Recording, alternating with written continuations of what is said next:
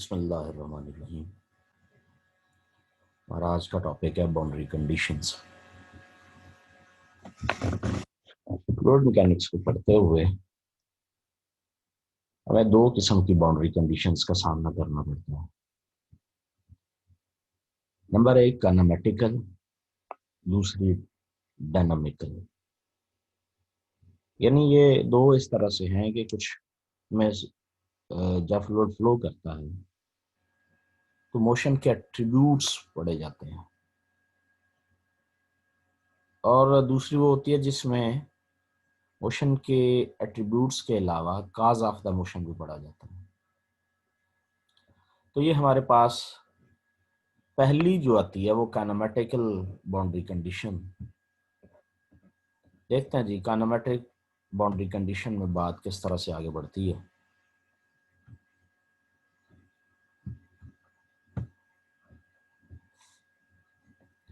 Kinematical boundary conditions suppose that the fluid is in contact with a solid rigid surface। इन जो fluid का flow है वो एक solid rigid surface पे है। बाय अ रिजिड, रिजिड से क्या मुराद है? रिजिड को हम इम्परमेबल भी सरफेस भी कहते हैं। इम्परमिएबल सरफेस यानी ऐसी सरफेस जिसमें कोई चीज सरायत ना कर सकती हो, वो इम्परमिएबल सरफेस कहलाती है। तो by rigid surface we mean that fluid does not penetrate into the surface. Fluid surface में पेनिट्रेट नहीं करता, सरायत नहीं करता। nor does it separate from the surface and leave any empty space। और ना ही ये सरफेस से अलग होता है कि सरफेस और फ्लूइड के दरमियान कोई स्पेस रह जाए, ऐसा भी नहीं होता। यानी फिर से मुलाहाजा कीजिए, रिजिड सरफेस ऐसी सरफेस होती है जिसमें फ्लूइड पेनिट्रेट नहीं करता, और जो फ्लूइड है वो सरफेस से इस तरह सेपरेट नहीं होता, फ्लूइड सरफेस से इस तरह से अलग नहीं होता कि सरफेस और फ्लूइड में कोई भी एम्प्टी स्पेस रह जाए, ऐसा भी नहीं होता। यानी इन कांटेक्ट होता है। If the contact of the fluid with the surface is to be maintained then the following condition must be satisfied.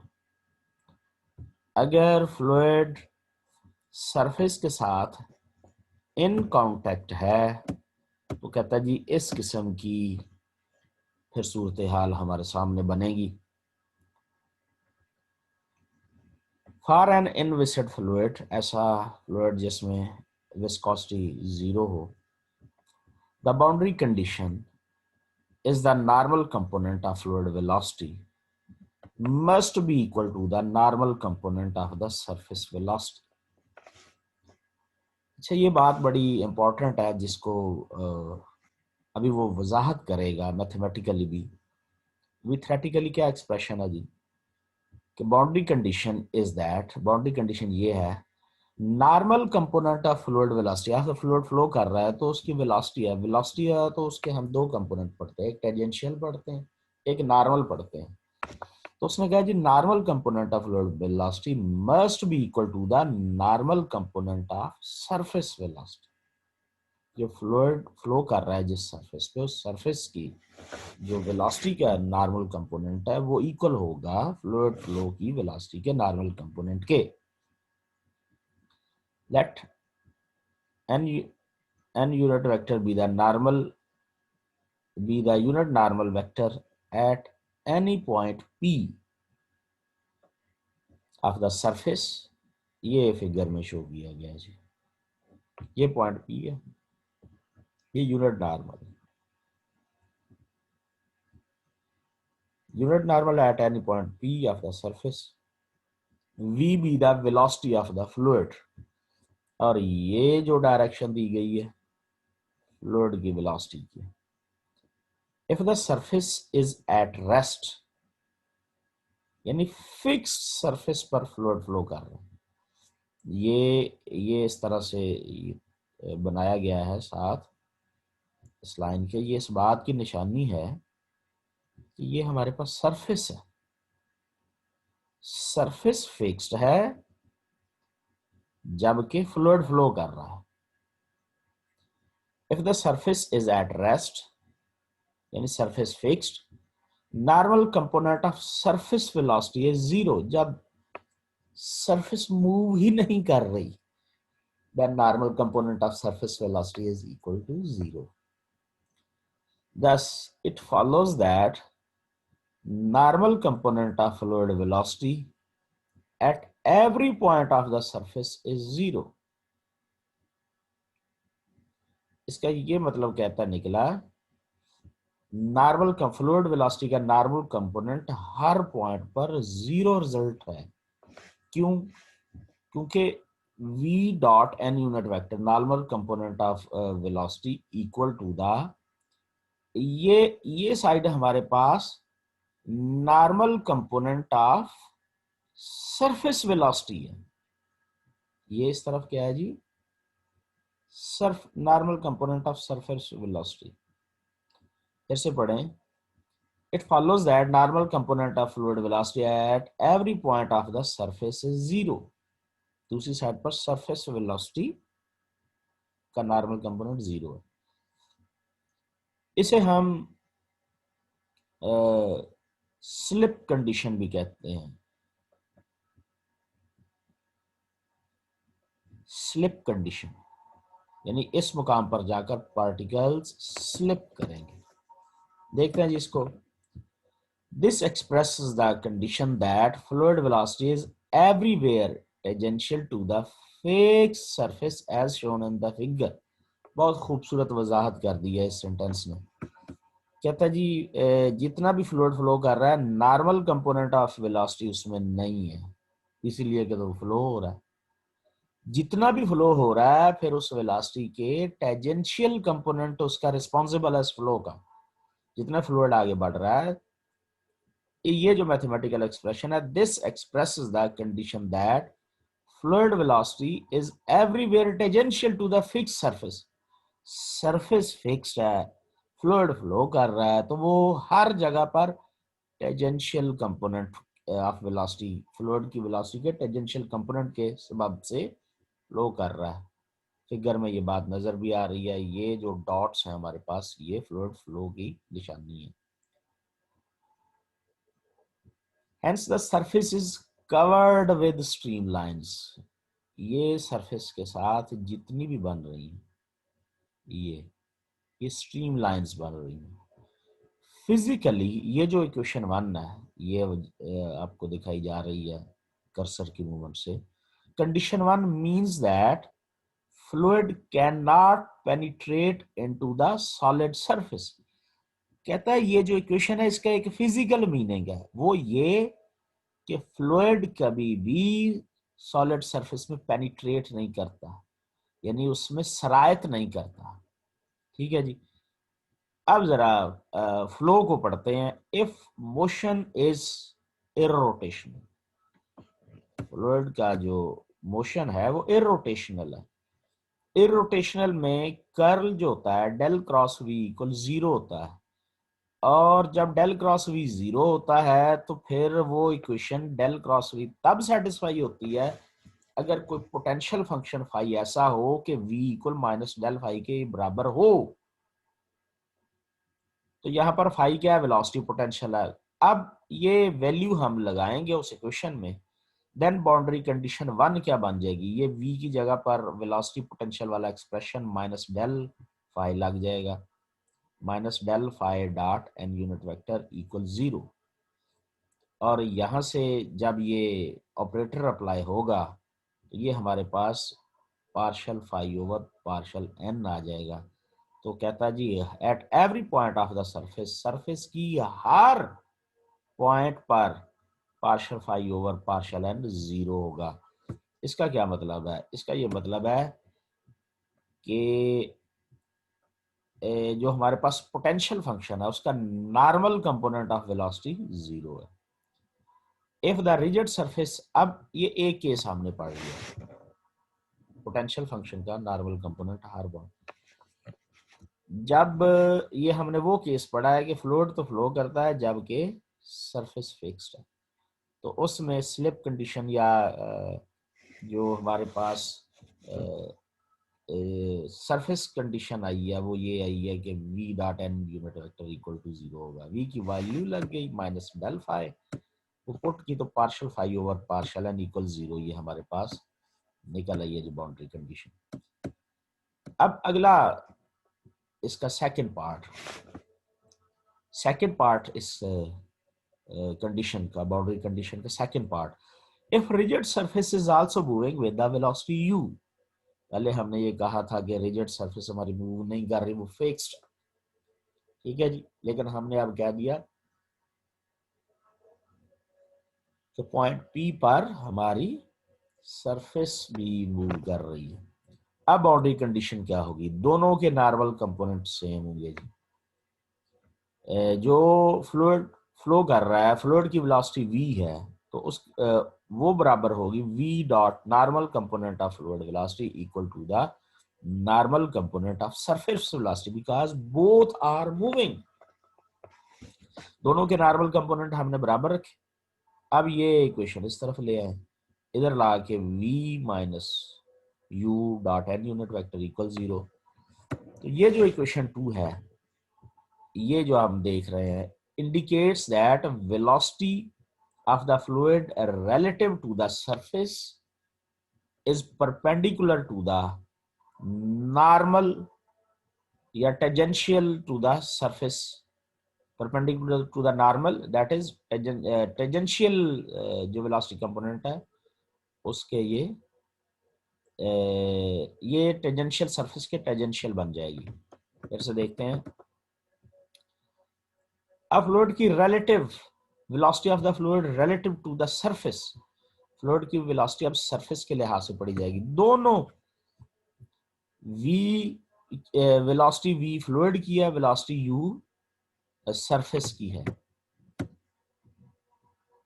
तो velocity of the fluid relative to the surface is perpendicular to the normal, यानी tangential to the surface at p। अब जो fluid की velocity होगी वो जो tangential velocity आएगी वो v माइनस u के इक्वल होगी, ठीक है जी। यानी दोनों जब चीजें फ्लो कर रही हैं, दोनों की मूवमेंट हो रही है, तो फिर दोनों का डिफरेंस जो आएगा वो रिलेटिव मोशन को जाहिर करेगा। There must be no relative normal velocity at any point between the surface and the fluid. The condition 2 equation also holds when two inviscid fluid which do not mix such as air and water। कहता है ये equation वहां भी apply होती है जब दो inviscid fluid इकट्ठे फ्लो करते हैं। दो इनविसिड फ्लूइड, जैसे उसके मिसाल है वाटर एंड एयर, इकट्ठे फ्लो कर रहे हो तो वो इन कांटेक्ट तो होते हैं लेकिन मिक्सअप नहीं हो पाते। अब ये देखें, एक सरफेस है, सरफेस पे पॉइंट P, ये यूनिट नॉर्मल है, वेलोसिटी फ्लूइड की v है और सरफेस की v है, तो दोनों का डिफरेंस ये जो होगा ये relative velocity of the fluid of the flow of the fluid, relative velocity of the flow of the fluid v minus u होगी। तो अगर दो इनविसिड फ्लूइड इकट्ठे मूव कर रहे हैं, एयर और वाटर, तो आपस में मिक्सअप नहीं होते, लेकिन वो इन कांटेक्ट होते हैं, मिक्सअप नहीं होते। दस in order that the contact may be maintained, it is clear that a relative velocity v minus u must be tangential to the geometrical surface of separation of s। तो जो relative velocity है वो v minus u होगी। अच्छा, ये हमने देखा था यहाँ पर विस्कोसिटी 0 है, वो जो केस अभी पढ़े हैं यहाँ पर विस्कोसिटी 0 है। तो ये आपने अभी आपने जब क्वेश्चन सेक्शन में जाना है तो आपका पहला सवाल होगा कि काइनेमेटिक बाउंड्री कंडीशन क्या होती है, एक बात होगी। दूसरा आपने बतानी है, वहां पर जाकर जवाब देना है नो स्लिप कंडीशन क्या होती है।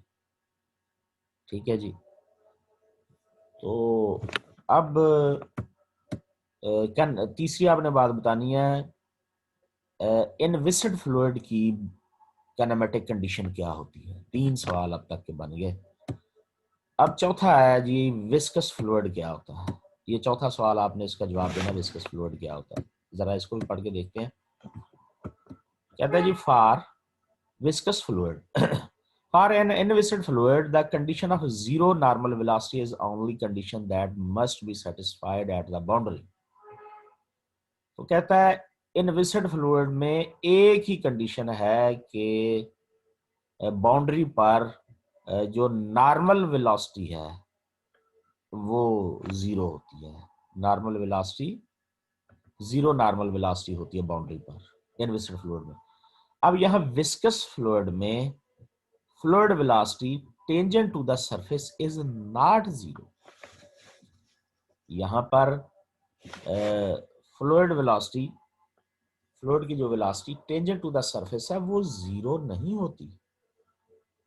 The fluid slips at the surface, बल्कि फ्लूइड स्लिप करता है सरफेस पर।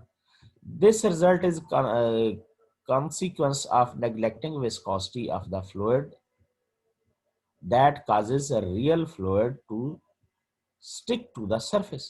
कहता है ये जो रिजल्ट है, ये हम विस्कोसिटी को जब नेग्लेक्ट कर देते हैं तो फिर क्या होता है, fluid causes the real fluid, जो रियल फ्लूइड है हमारे पास वो सरफेस के साथ स्टिक करते हैं, दस क्रिएटिंग नो स्लिप कंडीशन। इसलिए यहाँ पर वो नो स्लिप कंडीशन बनती है।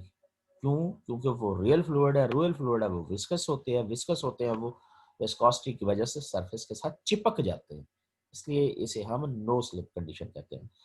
The experimental observation that the fluid sticks to the rigid surface is a very important one in fluid mechanics. कहता है ये जो रिजिड सरफेस के साथ रियल फ्लूइड्स का चिपक जाना, ये बड़ी अहमियत का हामिल है फ्लूइड मैकेनिक्स में। Is usually referred to as the no slip condition. All fluids both liquid हो या गैसेस सेटिस्फाई दिस कंडीशन, वो इस कंडीशन को सेटिस्फाई करते हैं। Which states that the no slip condition की यहाँ पे फिर डेफिनेशन आ गई। अब 4 सवाल तो हम जिक्र कर चुके जो हमने लिखने हैं जाकर कमेंट सेक्शन में। Tangential component of fluid velocity must be equal to the tangential component of velocity of the surface which is in contact। अच्छा, वहां पर जो हमने इनविसिड फ्लूइड में normal component fluid velocity should be equal to the normal component of the surface velocity कहा था, लेकिन यहाँ पर देखिए हम किस तरह से पढ़ रहे हैं। विस्कस फ्लूइड में जो बाउंड्री कंडीशन वो इस तरह से पढ़ी जा रही है, tangential component of fluid velocity must be equal to the tangential component of the velocity of the surface with which contact is maintained, जिसके साथ कॉन्टैक्ट किया जा रहा है। If the rigid is rest surface rest plane, tangential component of surface velocity is zero. It follows that tangential component of fluid velocity at that surface is also zero.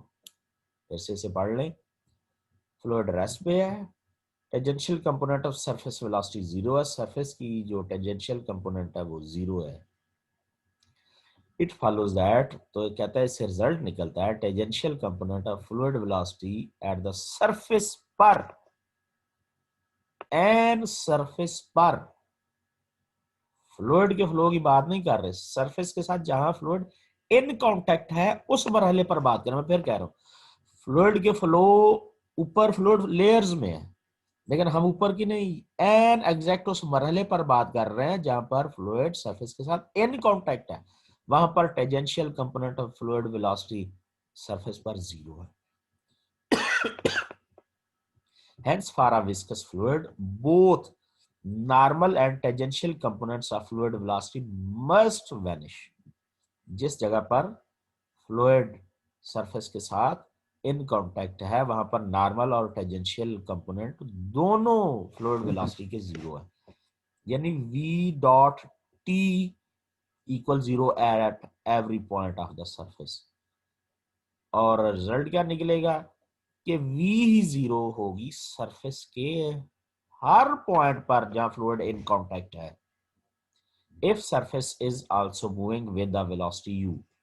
अच्छा, पहले तो surface rest पर थी, अब surface हमारे पास move कर रही है with velocity u, then the relative velocity, दोनों वेलोसिटीज का जो डिफरेंस होगा of the fluid and surface must be zero at every point of the contact. Relative velocity जो है वो उसका टेंजेंशियल कंपोनेंट, यानी जहां पर वो फ्लूइड के साथ सरफेस के साथ इन कांटेक्ट है, वो भी जीरो लिया जाएगा।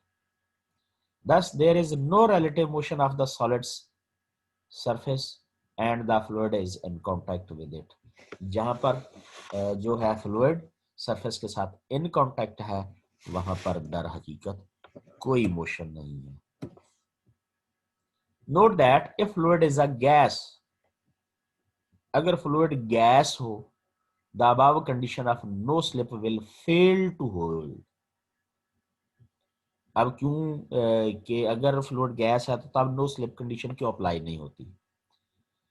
If the mean free path is large as first establish by Maxwell ने, ये बात मैक्सवेल की काइनेटिक थ्योरी के जरिए से ये बात पता चलती है कि वहां पर हमारे पास चूंकि पाथ लार्ज है, ठीक है, free surface free path large है हमारे पास, तो काइनेटिक एनर्जी की वजह से नो स्लिप कंडीशन वहां पर फेल हो जाती है। In this case there may be a finite slip velocity, तो वहां पर finite slip velocity of gas relative to the surface of the motion पाई जाती है।